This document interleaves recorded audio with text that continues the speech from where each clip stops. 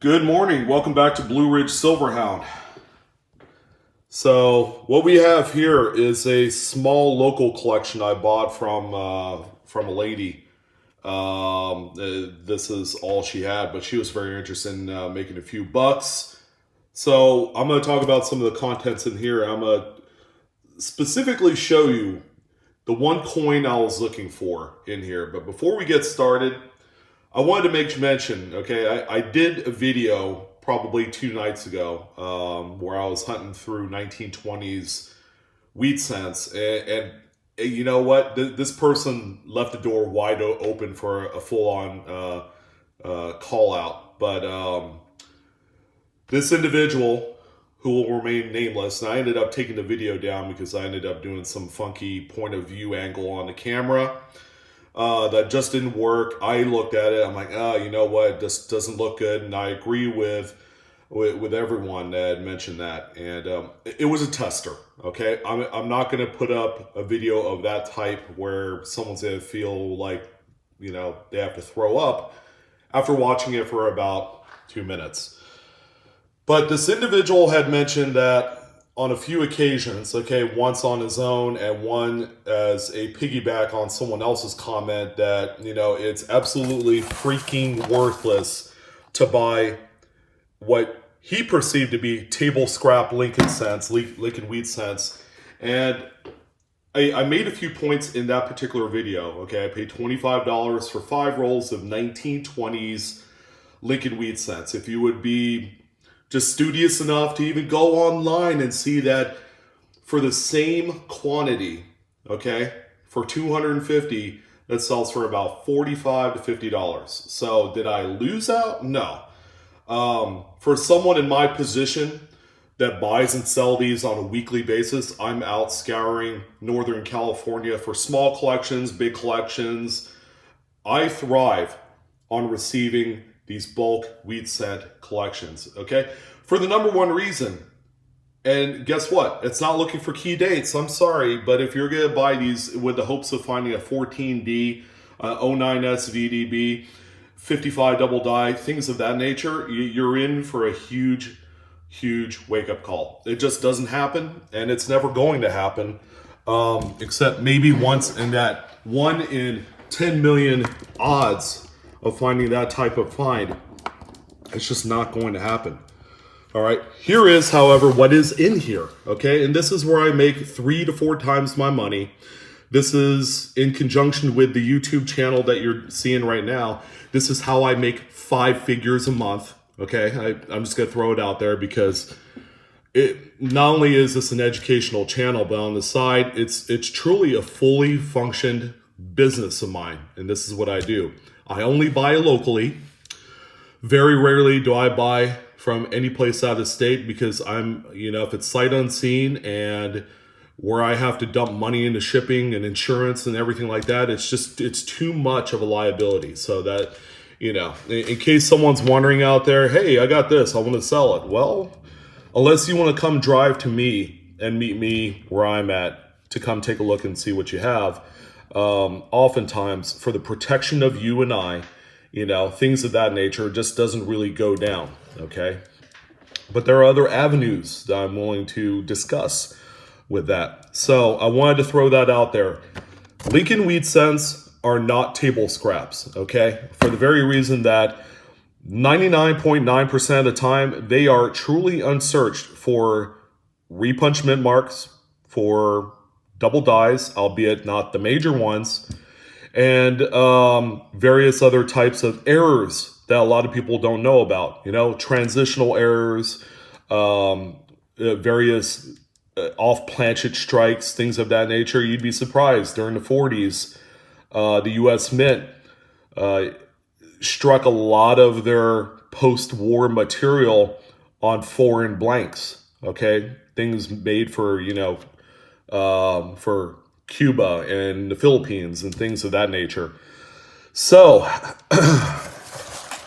let's go ahead and discuss what we have in here. I didn't pay a whole lot. This was kind of a shot in the dark type of collection. I guess the thing of note to talk about is this Dolly Madison commemorative coin program. Okay. These things have dropped down in value quite a bit. I ended up paying $25 for this set.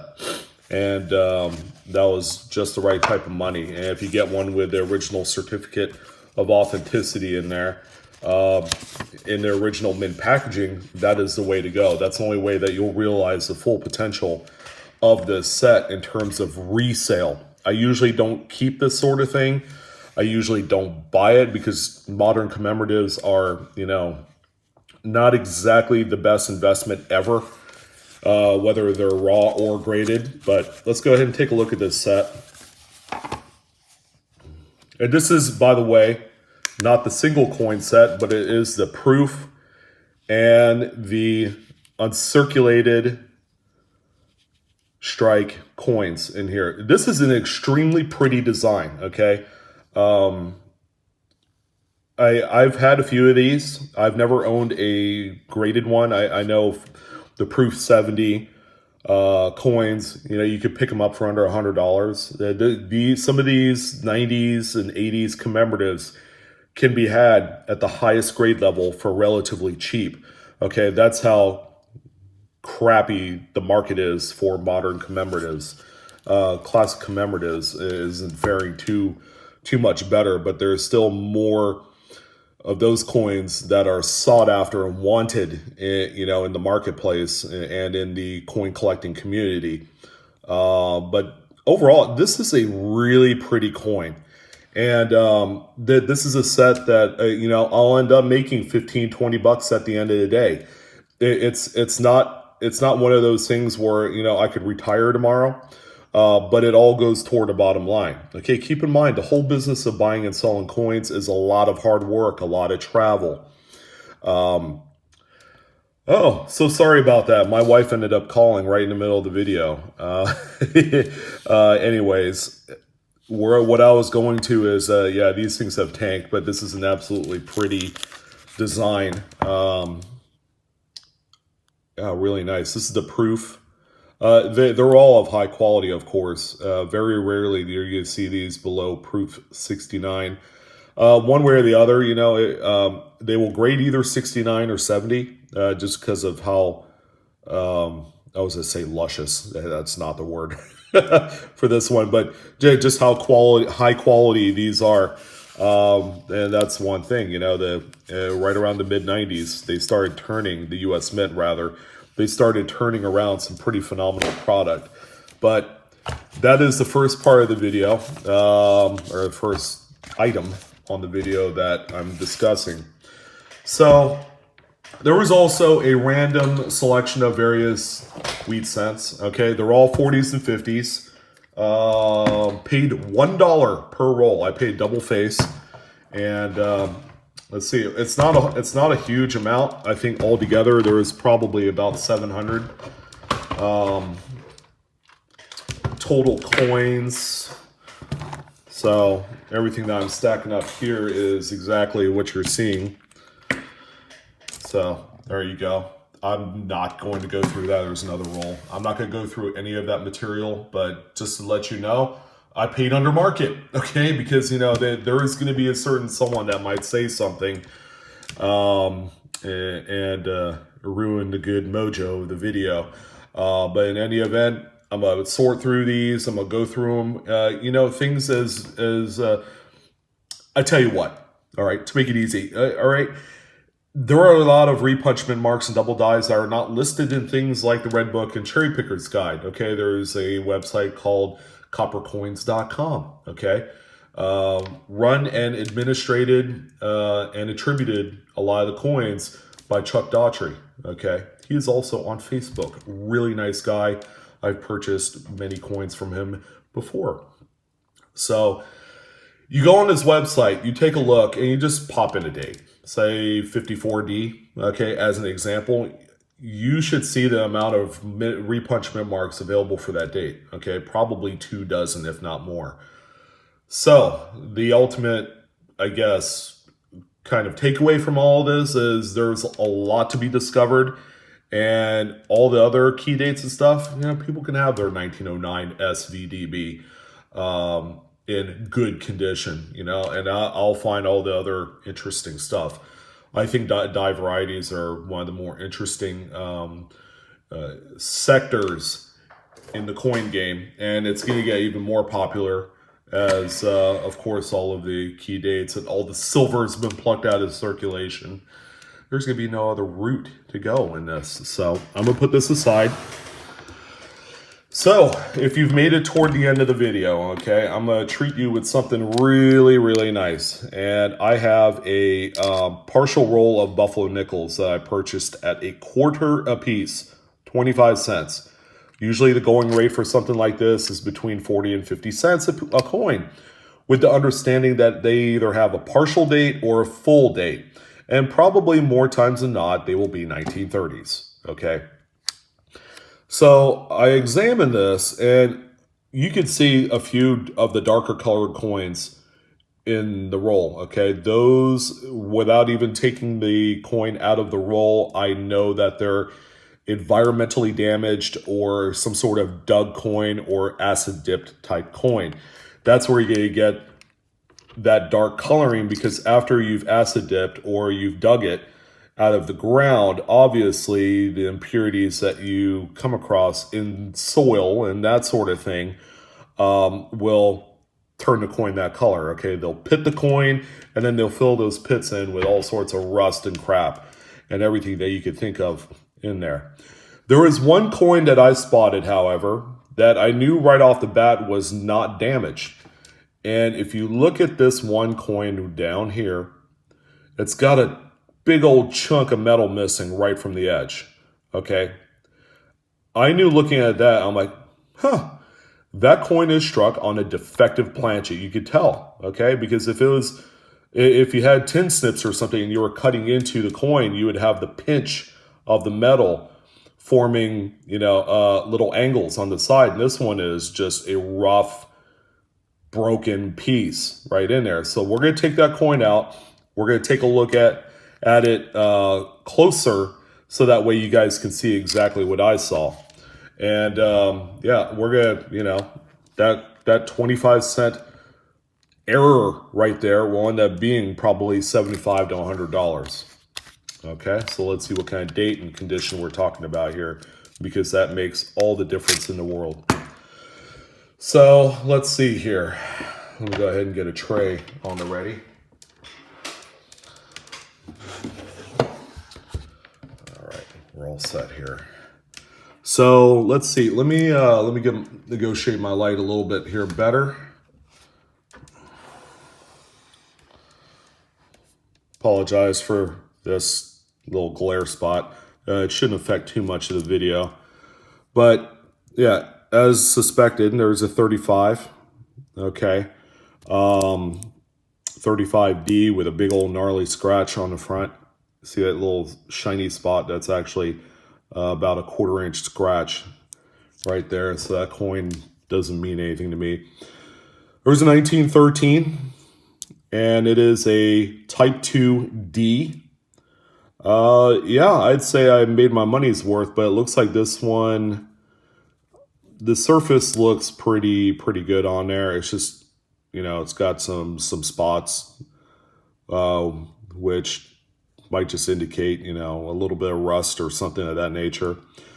A 13D Type 2. Well, yeah, I think I made my 25 cents there. Here's another 13. Type 1. So it's a Philly mint. So it's got no mint mark at the bottom there. 36, not in the best of shape, so we're just gonna pass that one by. There is actually a Liberty nickel, 1895, right there for you. Pretty rough, probably I don't know, fair condition. This one is the 1918.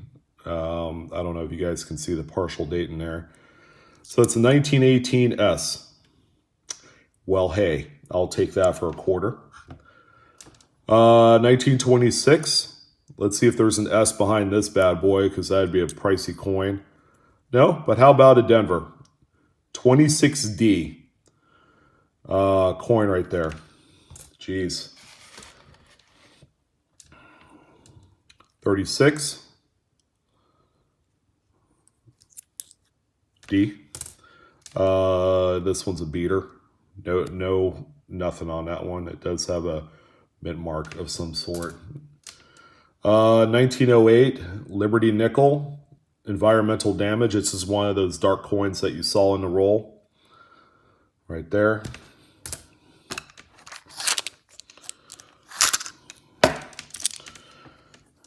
Okay. I'll say 1916. And that one is a Philly. 36. Looks to be in decent shape. Philly. That one's like a VG. It just has a partial horn on there. Here is another 1895. Pretty well worn. 1898. That one's in good condition with no letters in Liberty even apparent on there. 1916, environmentally challenged. Philly. 1918, with a nice clear date. Again, this looks like a Doug coin. Nice VG example there. 37, looks like it's been cleaned. Let's see, no date. 23.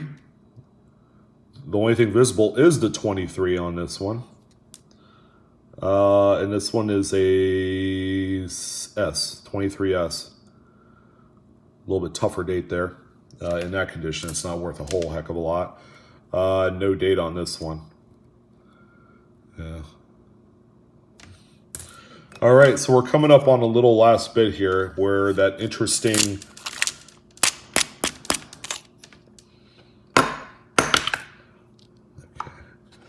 I love it when coins get stuck in there. Ooh, it looks good too. Okay. Let's see, we have a 28 and it's stuck to the other coin. Yuck. That's 28 Philly. 29. Looks like it's been polished. No thanks. 37. This one looks like it's been cleaned. No thanks to that one too. Here's 1917. It's a nice early type. Philly. That one's good condition. Another 17. Philly. This one's got a partial horn. Nice fine condition. That's a nice one. Here's one that looks like it's been polished or cloned and retoned. 1918. This one is a Philly. It's a net good details type coin. Here's another 1913. Philly. Okay, that one's a fine. Surface is a little rust on that. So we got one more coin. 1918. Philly. There we go. All right, so I'm going to put down the coins, and then we're going to take a look at this one here. And it is a beaut. 1938 with luster. And, yeah, defective planchet all day long. You can, I could see from right here, you could see the crack continuing on, which means that if this was a little bit looser, there'd be more of a chunk missing from there. Wow, that's phenomenal. That's a good looking coin right there. 38D, struck on a defective planchet. Yeah, that's a home run there all day long, fellas.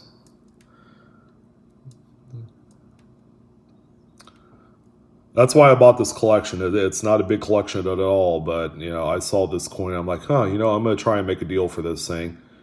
And yeah, this is all gravy right here. Wow, outstanding. That's a nice find right there. So let's go ahead and take a look at the last few, and then this video will be a wrap. Okay, 1916, Philly. Oh man, 1913 with counter wheel damage right around that goes all the way around the coin.